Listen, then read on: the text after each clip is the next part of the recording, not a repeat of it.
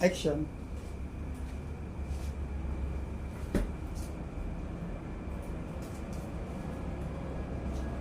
Assalamualaikum warahmatullahi wabarakatuh. Assalamualaikum warahmatullahi wabarakatuh. Pemirsa channel Nur Petunjuk Kecerdasan, dimanapun pemirsa berada yang sekarang ini menemukan channel ini, kami ucapkan selamat. Semoga rahmat, karunia, dan hikmah dapat kita ambil dari pengajian kita, ngaji kita Quran surat pada kesempatan kali ini. Buat pemirsa yang selalu stay tune di channel ini, kami ucapkan terima kasih, bersabar, istiqomah, tetap mengikuti channel ini agar mendapatkan pemahaman yang luar biasa, unlimited being, sehingga memahami, mengetahui arti dan makna Al-Quran yang sesungguhnya kami sampaikan dari risalah nubuat Quran itu sendiri.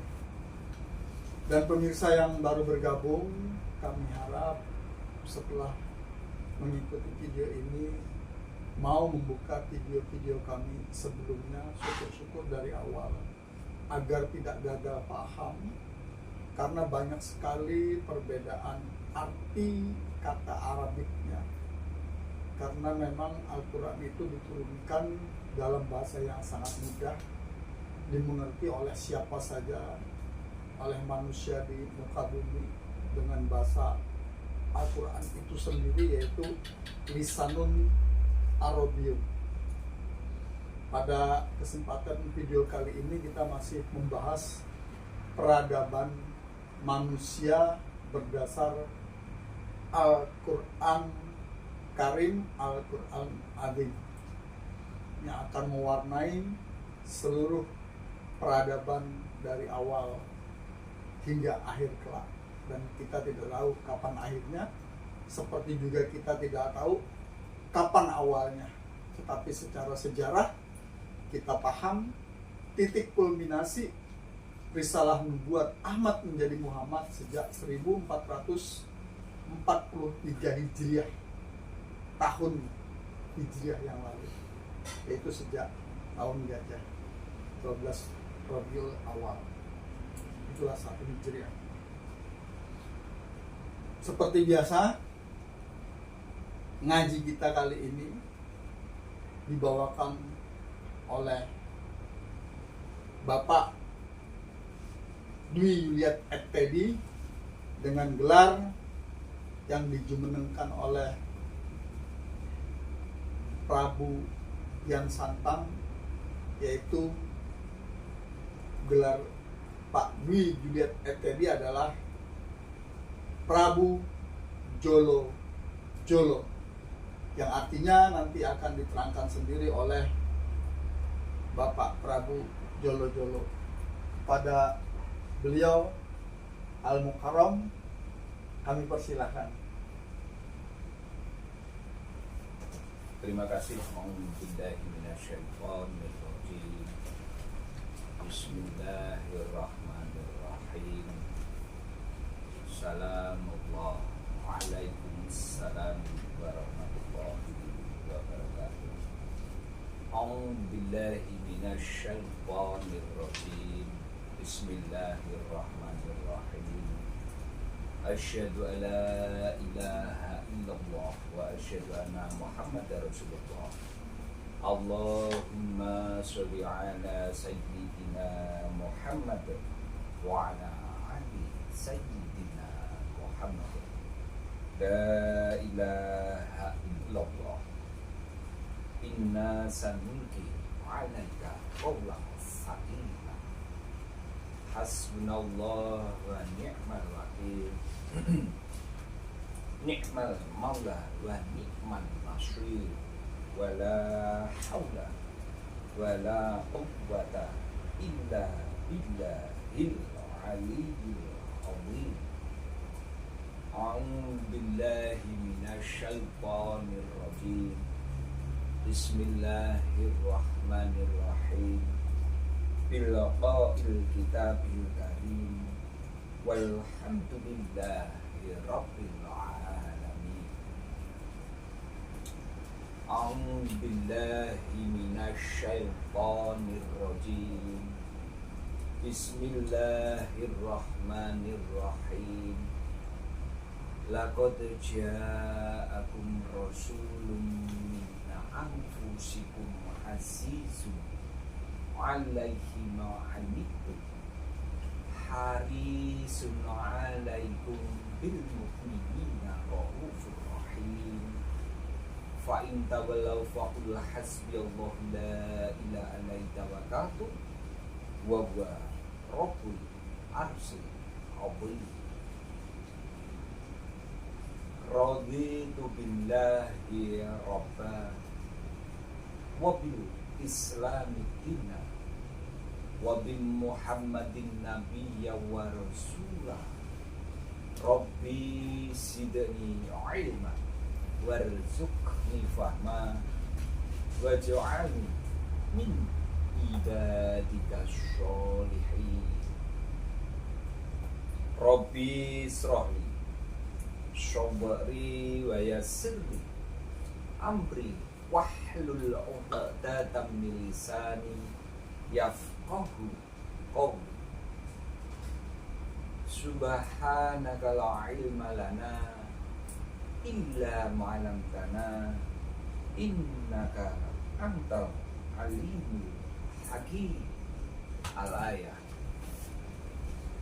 Terima kasih pemirsa, sampai malam ini alhamdulillah kita masih sama-sama diberi kesehatan.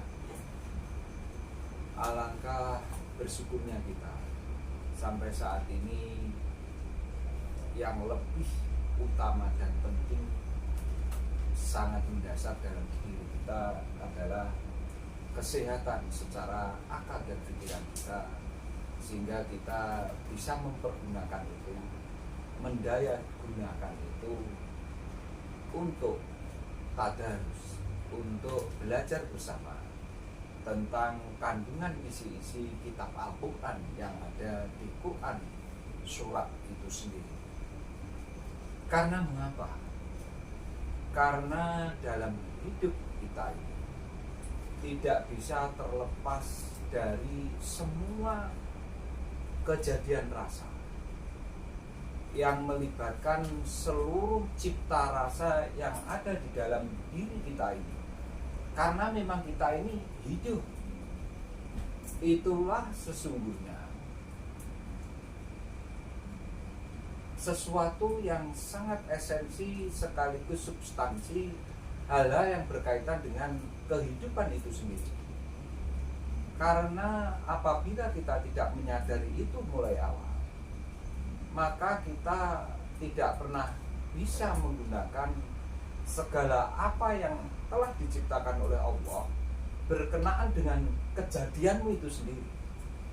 Karena konsekuensi logis dari penciptaan dirimu itu, maka akan menuntut kejadian-kejadian yang mengiringi seluruh aktivitas itu menjadi sebuah kemasan yang tidak bisa terlepas dari keilmuannya Allah itu sendiri.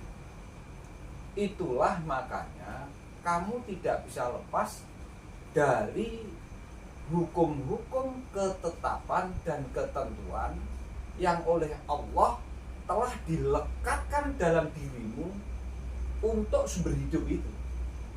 Itulah sesungguhnya fungsinya kamu mengkaji seluruh kandungan makna apa yang ada di dalam kitab suci Al-Quran itu sendiri, sehingga nanti kitab suci Al-Quran itu bisa menjadi sebuah problem solving, atau bisa menjadi sebuah alat atau sebuah indikator kamu untuk menyelesaikan segala persoalan yang kamu hadapi dari kejadian hidupmu itu. Itulah kamu nanti bisa memaknai hidupmu sendiri dalam kehidupan ini, karena kamu membentuk sebuah peradaban yang tidak bisa terlepas dari hukum ekologi sekaligus hukum ekosistem yang ada di dalam alam semesta itu. Itulah makanya pentingnya kita selalu menggunakan metodologi keilmuan yang sifatnya ilmiah. Artinya apa? Kita harus selalu menggunakan rasio logika kita yang dasarnya adalah akal sehat itu. Itulah pentingnya mengapa kesehatan itu sangat penting, apalagi kesehatan yang berkaitan dengan kejiwaan.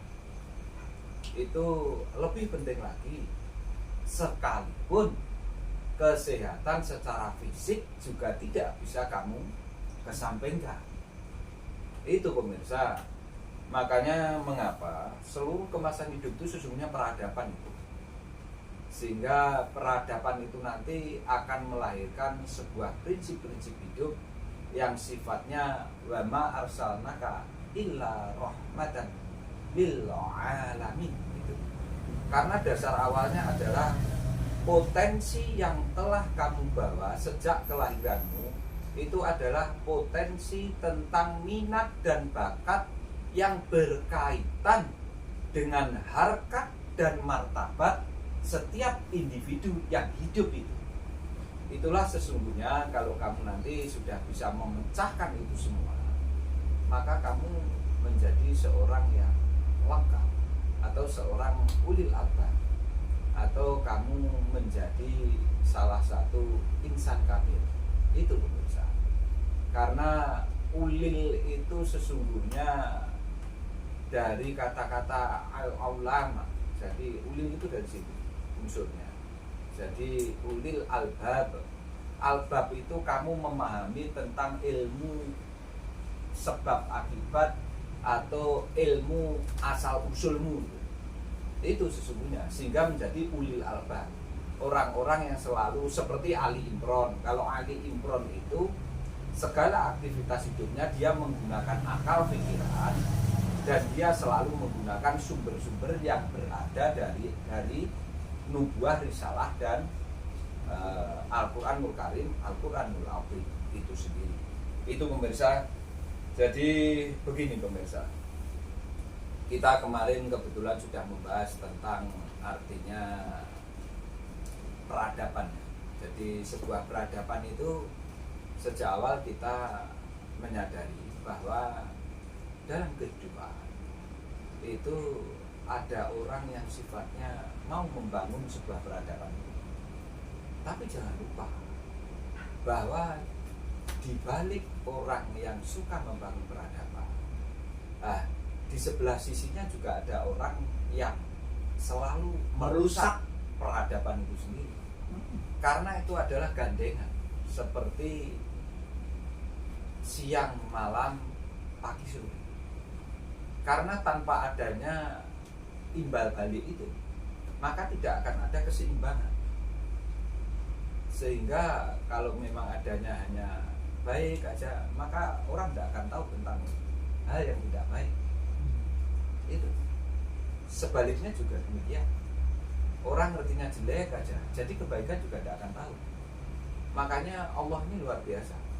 Makanya penciptaan dirimu sendiri itu diawali dari RNA-nya adalah ikatan yang tunggal, tapi DNA-mu sendiri adalah ikatan ganda. Itulah sesungguhnya. Karena apa? Kamu mau ditaruh di alam semesta ini, makanya harus digandakan. Kalau tidak digandakan tidak bisa. Tapi punya sumber yang sifatnya adalah keahatan. Itulah sesungguhnya asal usul hidup. Karena tidak bisa kamu hidup dari sesuatu yang sifatnya tidak akan rancu nanti. Tuh pemirsa. Makanya kalau kita sudah memahami semua apa yang kemarin saya ketengahkan tentang peradaban dan anatomi kehancuran sebuah bangsa. Itu sesungguhnya dipicu oleh kemunculan kaum mutrafin melalui lensa Al-Quran. Kaum mutrafin itu identik dengan konsep modern yang namanya kleptokrasi. Itu jadi dalam konsep modern namanya kaum mutrafin itu sama dengan kleptokrasi. Jadi kleptokrasi ya, kleptokrasi. Gini.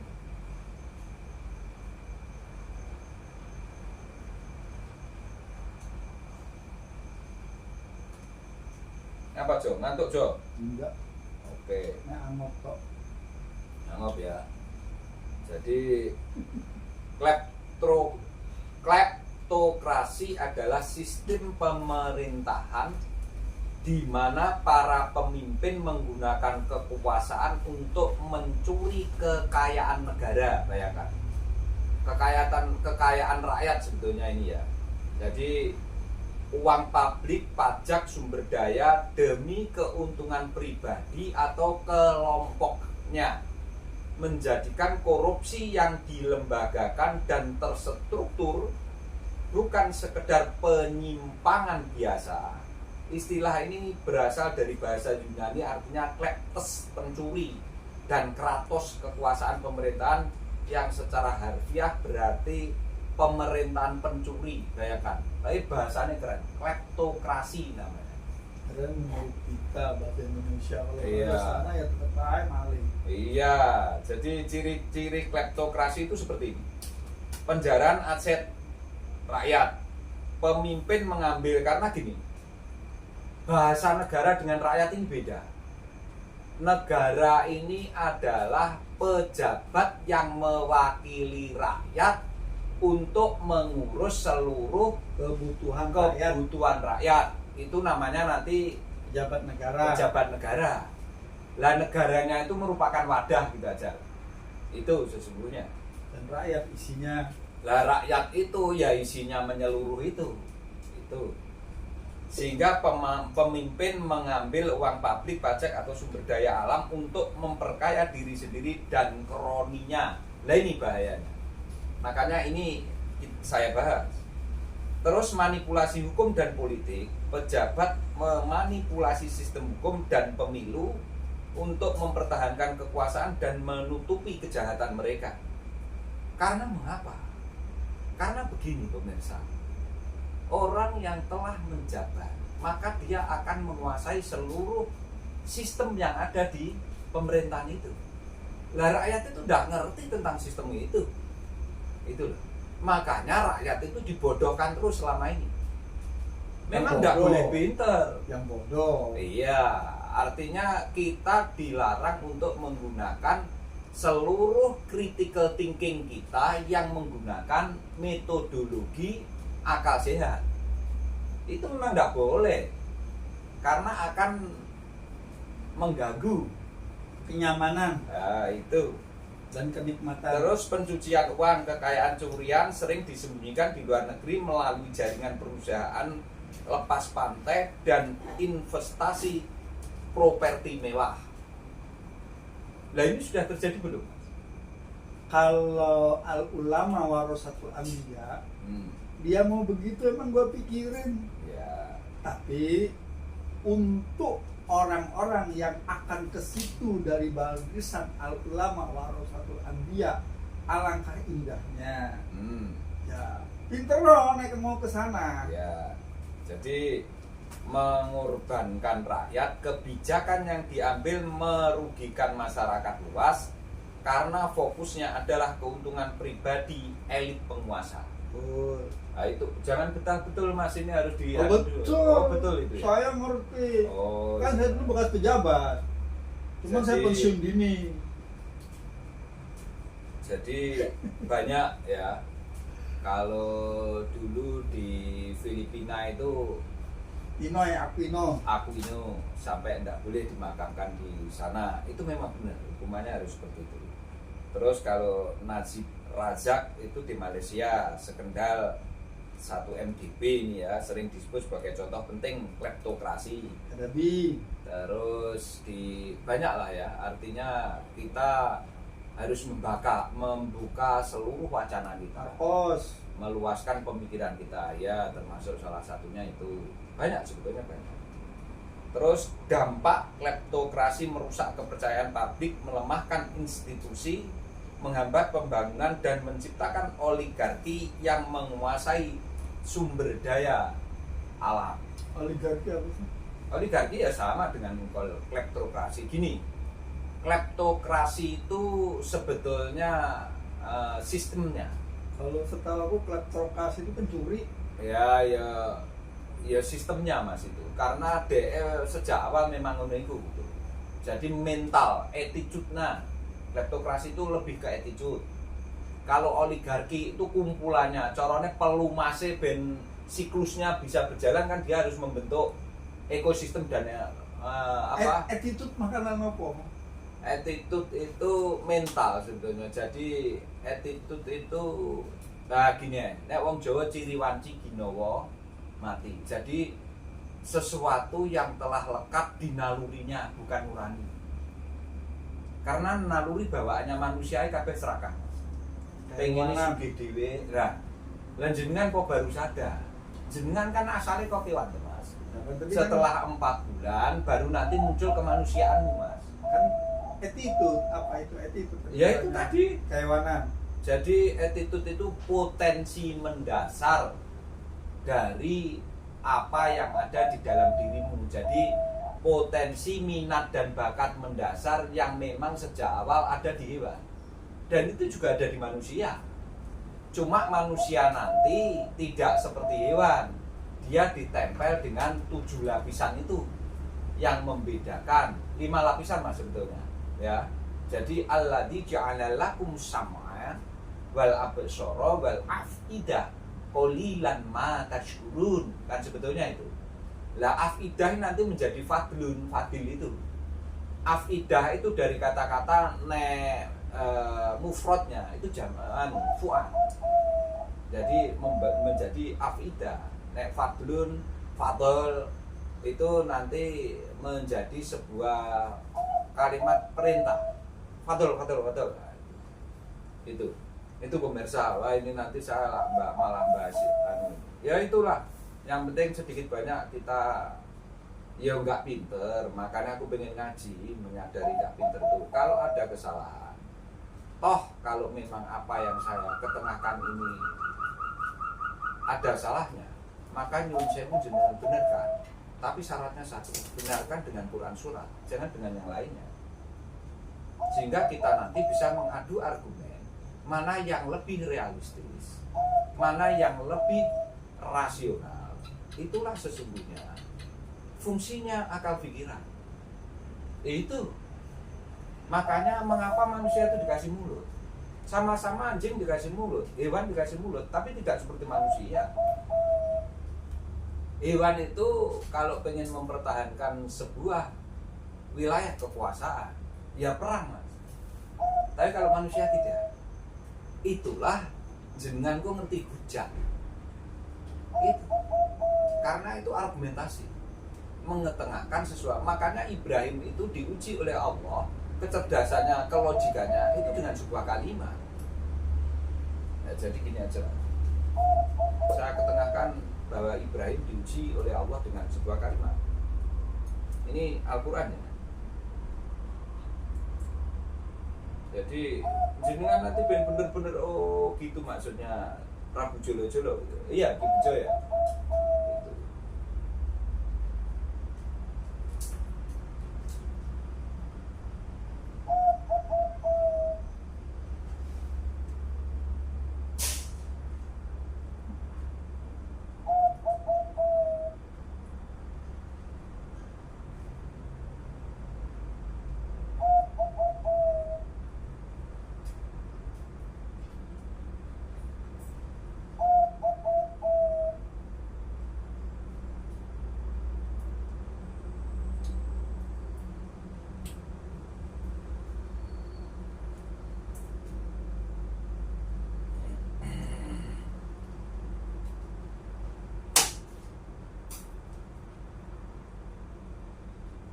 Jadi surat Al-Baqarah ayat 124 Mas, tolong Mas.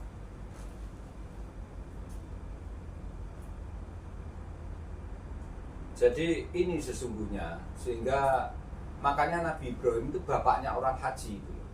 Karena haji itu ya, hujah itu ya argumentasi. Jadi kamu mengetengahkan argumentasi atau alasan, yang mengetengahkannya dengan cara hadis. Terbaik-baik nasihat, terbaik-baik ucapan adalah Al-Quranul Karim itu sendiri. Jangan ku bener so. Al-Baqarah ayat 124 Mas. Ini bahwa seorang Nabi Ibrahim diuji oleh Allah dengan kisahnya. Itu ya dengan Quran surat, sebuah kalimat itu. Nanti jelas sekali di situ. A'udzubillahi minasyaitonirrajim. Bismillahirrahmanirrahim. Wa izib tala Ibrahima rabbuhu bikalimati fa'atammahunna. Tahan. Di situ disebutkan kalimati gitu apa enggak? Ya, Bayangkan itu. Itulah lisanun Arabiyyun sesungguhnya. Jadi saya enggak mengada-ada. Ada dasarnya enggak? Ini omongan saya atau Quran surat, coba tak tanya. Quran surat. Quran surat. Itu, coba ketengahkan terus Mas itu. Qala ini jailu kalinnasi imama. Qala wa min zuriyati. Qala Sebentar, tahan. Di situ disebutkan duriyati apa enggak Mas? Disebutkan Duriyah. Padahal duriyah itu alam. Kemasan di seluruh alam semesta itu. Itu Qala layanalu ahdi zalimi. Artinya, dan ketika Ibrahim diuji Tuhannya dengan beberapa kalimat, oke. lalu dia melaksanakannya dengan sempurna. Maaf Mas, sempurna di situ juga. Di tulisan Arabnya apa? Fa'atammahunna. Fa'atammahunna. Itu loh. Mahunna fa'atammahunna. Karena ketamatannya itu gitu loh. Tamatun gitu loh maksudnya. Tamatuna gitu loh itu. Fa'atammahunna. Mahunna. Tamathunna gitu. Ayo terus. Qala ini jailu kalinnasi imama. Dia Dan Allah sesungguhnya berimam, Allah itu. sesungguhnya aku menjadikan engkau sebagai pemimpin bagi seluruh manusia. Sekarang saya buka gini. Makanya Ibrahim itu dimanapun selalu dijadikan bapak seluruh umat. Nah, yang Buddha disebut apa? Ibrahim, Brahma. Brahma. Itu karena Ibrahim. Yang agama lain disebut Abraham. Jadi agamamu sendiri disebut Ibrahim. Yang lainnya coba ya sebutkan. Banyak itu kalau kita nanti mengupas ini. Tapi kan saya tidak mengupas itu. Cuma artinya apa yang telah saya ketengahkan, nek jenengan nyun ayat, saya ketengahkan ayatnya. Saya tidak mau ketengahkan yang lainnya. Terus sekarang tentang kemarin hadis itu Mas, bahwa ternyata hadis itu adalah Al-Quranul Karim, Al-Quran Azim itu sendiri. Itu di surat apa itu kemarin? Nah, ini saya buka lagi. Jadi biar pemirsa itu tidak gimana ya, menyalahkan, dikira kita ngajinya ngawur atau tidak pakai tatanan atau gimana. Tidak. Saya kira Mas Kaji sendiri, Mas Kaji ini Ki Bejo masih waras ya? Bener ini? Tidak sakit jiwa ya? Oh, tadi aku barusan ditemuin Allah. Sampai tidur. Jadi sebentar, tidak apa-apa, sabar saja. Ngaji itu memang tidak boleh tergisu-gisu. Ya, tergisu-gisu Mas. Sobo-sobo. Tidak boleh itu. Kalau sobo-sobo atau tergisu-gisu ini nanti membahayakan. Sebentar ya.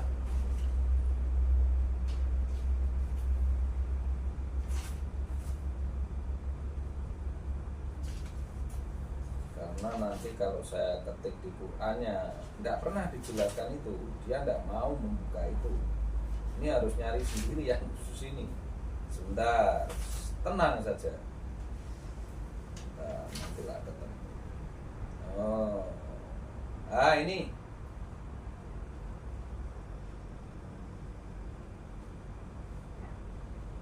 Al-Mursalat atur sama Az-Zumar, Mas. Az-Zumar 39 ayatnya 23, atur 52 ayatnya 34, Al-Mursalat 77 ayatnya 50. Coba Mas itu dibaca nyun sewu biar perso.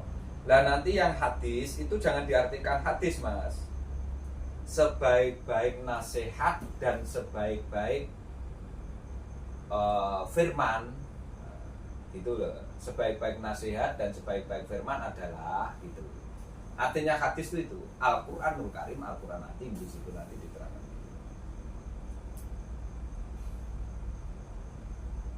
Az-Zumar ayat 23. Betul, Az-Zumar itu ayat surat ke 39 ayatnya 23. Allahumma nazzala ahsanal hadisi kitabam mutasabiha masaniya taksairu minhu zuludul ladzina yahsauna rabbahum summa talinu zuluduhum wa qulubuhum ila zikrillah zalika hudallahi yahdi bihi man yasha wa may yudlilillahu famalahu min hadi. Allah telah menerangkan perkataan yang paling baik. Nah, perkataan nasihat gitu loh. Perkataan atau nasihat yang paling baik dan hak kebenarannya, itu loh maksudnya. Terus yaitu Al-Quran. Nah, sebaik-baik gitu loh, pelafatan dan kebenaran yang datangnya dari Allah al-haq, sumber kebenaran, bukan qaul seseorang ataupun kitab tulisan orang atau makhluk, berita tentang datangnya hukum, kepastian dan ketetapan, kaidah-kaidah, hukum, norma-norma dari Allah, segala macam sumber hukum, larangan dan perintah. Sebetulnya itu isinya itu, Mas. Terus yang kedua, Mas, terjemahkannya nanti sama dengan yang itu, yang ada kata-kata hadisnya itu, Mas. Jadi nanti lebih enak kamu menerima itu. Jangan dibaca hadis itu aja, tapi diterangkan hadis itu sesungguhnya ya Al-Quran itu, bukan hadis itu terus omongannya orang atau nabi atau rasul. Karena gini, kalau kenabian dan kerasulan yang di situ ada nubuah dan risalah, penyampaiannya itu namanya Rasul Karim. Kalau omongannya orang itu nanti namanya bukan hadis, qaul gitu. Qauluhu Abu Hurairah atau At-Tirmidzi atau terserah, itu qauluhu, tidak lagi hadis itu. Terakhir jarkoni. Nah, terakhir jarkoni. Karena kalau di Al-Quran sendiri diterangkan bahwa hadis itu adalah sebaik-baik pengucapan dan nasihat yang sesungguhnya sumbernya al-haq, itu dari Allah, dan itu sesungguhnya Al-Quranul Karim, Al-Quranul Azim. Itu semestinya. Tuh. As-Sur Ya. surat 52 ayat 34. Falyatu bihadisi mislihi ingkanu shodiqin. Maka cobalah buat perumpamaan nasihat yang semisal dengan Al-Quranul Karim jika mereka orang-orang yang benar. Nah, bayangkan, sama Allah sendiri ditantang seluruh alam semesta yang menjadi makhluk ciptaanku, bahkan sak anak cinggile, bahkan sak jin-jine kabeh, sak malaikat-malaikate melumpuh, kamu membuat sebuah perkataan atau nasihat yang melebihi Al-Quran baiknya atau kebenarannya. Kalau bisa yo seayat saja, tidak usah sampai satu kalimat, karena kalimat itu gabungan dari ayat. Itu sama Allah sudah dibegitukan, berarti banyak enggak nanti yang melawan itu Ya. atau yang beliau nanti mengetengahkan itu. Itu sebetulnya. Ya, teruskan lagi Mas. Ini surat Al-Mursalat. Suratnya Al-Mursalat ayat ke-50. Fabi ayyi hadis ba'dahu yu'minun. Maka yang manakah lagi nasihat yang paling baik selain hadis firman Allah? Jadi begini, nasihat yang paling baik ini nek ra hadis apa meneh. Artinya hadis itu nasihat yang paling baik itu ya dikemas jenenge hadis sama dengan Al-Qur'anul Karim, Al-Qur'an sesungguhnya itu. Berarti hadis sih jadi ya Al-Qur'an kuwi. Ora kok hadis iku omongane wong, nek omongane wong jenenge qaul. Nanti kalau Al-Qur'anul Karim, Al-Qur'an Azim yang mengetengahkan, yang menyampaikan punya jabatan kenabian, nubuah dan risalah, kenabian dan kerasulan, namanya Rasul Karim. Itulah pembentukan yang luar biasa dari para ahli kitab ketika menuliskan Quran Karim. Nah, itu karena kalau Al-Qur'anul Karim, Al-Qur'an Azim itu diketengahkan, yang mengetengahkan adalah dia diangkat sebagai kenabian dan kerasulan, maka di situ disebutkan namanya Rasul Karim. Pengen lagi jawaban ayatnya Quran surat ini? Tak carikan lagi, ayo. Sudah cukup 4 ini. Sudah cukup. Enggak, yang menyebutkan Rasul Karim, bahwa Rasul Karim nanti seperti yang saya terangkan kemarin itu loh. Ini kan jadi kita ngomong sebaik-baik perkataan. Ya. Hadis, Ya. bukan Rasul Karim. Atau nasihat. Nah, Nah, artinya saya pengen mengetengahkan. Rasul Karim kok tadi so ngomong nek sing Quran nyampe nih kok Rasul Karim. ya ikutin baca dari video pertama Ya, sampai hari ini. Di situ Kenapa sudah tidak saya ketengahkan dibaca? Rasul Karim nanti karena ada nubuah dan risalah, beliau dinamakan nubuahi kenabian. Nek risalah kerasulan berarti nabi berkaitan nubuah dengan yakslu. Kalau nanti yang berkaitan dengan rasul itu yaqra'u. Karena rasul ini nanti membacakan adanya ayat dan pelafatan. Kalau kenabian membacakan karakter jiwa seseorang, janjane si Prabu Jolo-jolo iku non muslim, kafir, musyrik, munafik utawa apa, itu menggunakan itu gitu. Menggunakan Al-Qur'anul Karim itu, jangan menggunakan yang lainnya. Kalau menggunakan hanya karena jaree, hanya karena standarisasi setiap orang seperti itu pada umumnya kebanyakan, ya sampah. Pengen bukti di Al-Quran nanti ada, kalau kamu mengikuti kebanyakan orang, itu sesungguhnya yang kamu ikuti hanya bohong belaka dan angan-angan, dan itu menyesatkan. Ada firman seperti itu, tolong dicari di Al-Qurannya. Quran suratnya ada, saya sudah ketemukan di podcast saya sebelum-sebelumnya. Jenengan percaya neng Qur'ane monggo, ojo percaya neng omonganku. Tapi coba kamu membuka Quran surat dulu, dicek ada apa ndak. Iku omongan Prabu Jolo-jolo yang dibawahi oleh manajemen NPK yang punya Ki Bejo itu. Apa si Teddy ini mengetengahkan omongan Teddy dewe? Itu jenengan cek cara mempertanggungjawabkan saya seperti itu. Itu Quran surat apa omongan saya?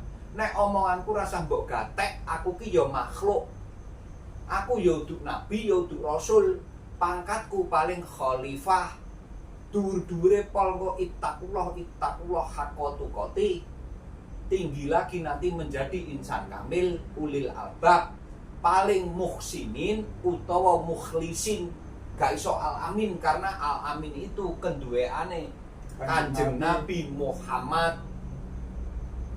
jabatan Muhammad itu seluruh alam semesta, makhluk hidup, individu semua yang punya jabatan Muhammad hanya si Satu. Ahmad, yang lainnya ndak boleh, apalagi dipakai namanya orang juga ndak boleh itu kalau dia ngerti. Karena saya umpamakan jenengan ki nyupir kon nyupiri Alphard Velfire, dijak wong dibayari mlebu nang restoran, jenengan kaya-kaya pesen empal, sing mbok supiri pesen pecel, istilahnya gitu.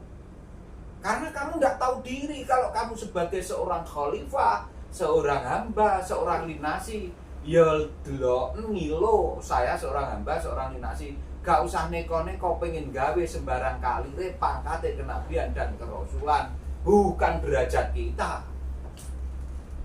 Itu sebetulnya, makanya jangan menggunakan Asmaul Husna, jangan menggunakan kenabian kerasulan itu sebagai nama kita. Jenak noe Teddy, jenak noe Ki Bejo, Erawan Santana, sebaik-baik nama justru itu. Jenak no Gatot Koco malah apik, Angka Wijaya, Satrio Madangkara wis apik karena mangane memang ya kara.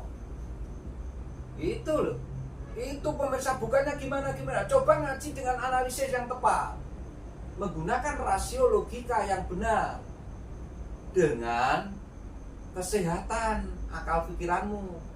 Jangan setiap ada orang yang mengetengahkan sesuatu yang realistis dengan kehidupan, dengan alam semesta, ada ekologi dan keterkaitan dengan ekosistem, malah kamu jelek-jelekan dulu. Tolong difikirkan itu. Maksud saya ke sana, sehingga jenengan nanti punya critical thinking, menggunakan akal pikiran yang cerdas dan logik. Itulah kesehatanmu, terbukti di situ.